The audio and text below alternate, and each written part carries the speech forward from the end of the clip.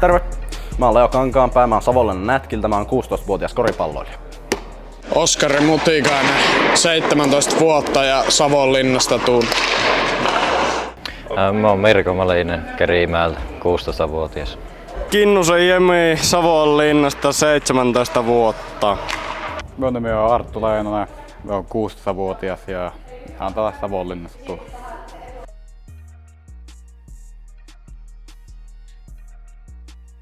No, oma arki on aika jääkiekon täytteinen ja koulu sit siinä mitä kerkee. No, arkipäivät on semmosia ehkä kiireisiä. Menee aika koripallo ja koulu, siinähän menee kaikki aika. Mä sanoisin, että mun arki on aika säännöllistä ja se on tän Etelä-Savon urheiluakatemian myötä tullut vasta mun elämään. Kaikki tää urheilu 3 kertaa viikossa, se antaa hyvän rytmin koko siihen elämään kauttaaltaan. Mun arki on tosi kiireinen, että harkkoja melkein koko ajan ja jalkapalloa pelaa aktiivisesti, niin koko ajan saa olla menossa periaatteessa. Arki on tosi urheilupainotteista jääkiekon parissa ja lukiota käy sen jääkiekon ohella.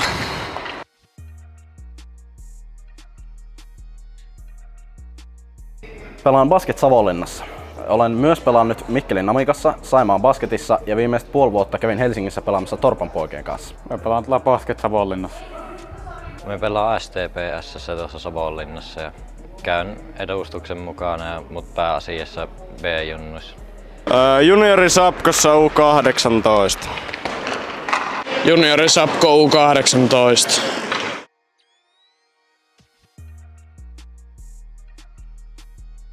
Tavoitteena olisi pystyä jatkamaan urheilua koko elämän ajan mahdollisimman kilpailullisella tasolla.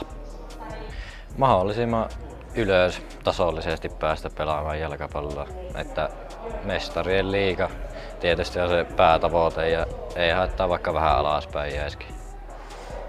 No, olisi ihan mukavaa, että pääsis ammattilaiseksi pelaamaan vielä, mutta se on aika kunnianhimoinen tavoite. Tulevaisuuden haaveet on, että tästä joskus ammatti saisi itselleen.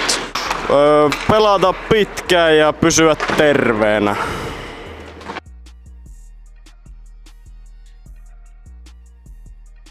Kipiksessä olen oppinut kuinka urheillaan. Olen urheillut 5 vuotta koripallon parissa, mutta kaikki tekeminen ei ollut lainkaan niin tehokasta kuin Kipiksen kautta.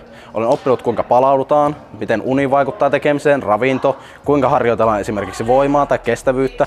Kipiksellä ensimmäisen vuoden 4. jaksossa on pelkkä teoriajakso, josta tykkäsin todella paljon.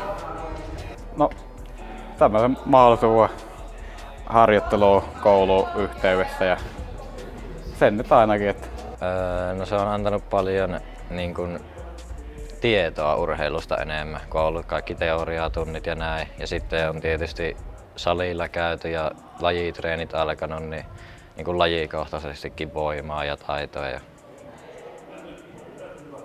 tälle. Etelä-Savon urheiluakatemia on tuonut täytettä päiviä ja saa aloittaa aamuana täältä jäähallilta. Etelä-Savon urheiluakatemia on antanut mulle hyvät liikuntamahdollisuudet. Pääsee 3 kertaa viikossa näille akatemiajäille ja muutenkin saa niinku neuvoja urheilijaelämään.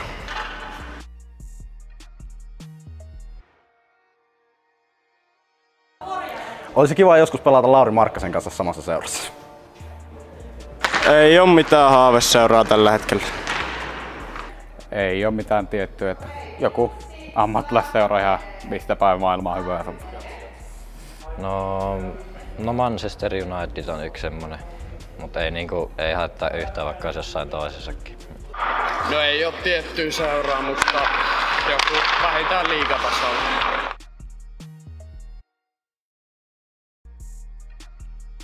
Markkanen. Markkanen tietysti. Kyllä se Littiä. Selän.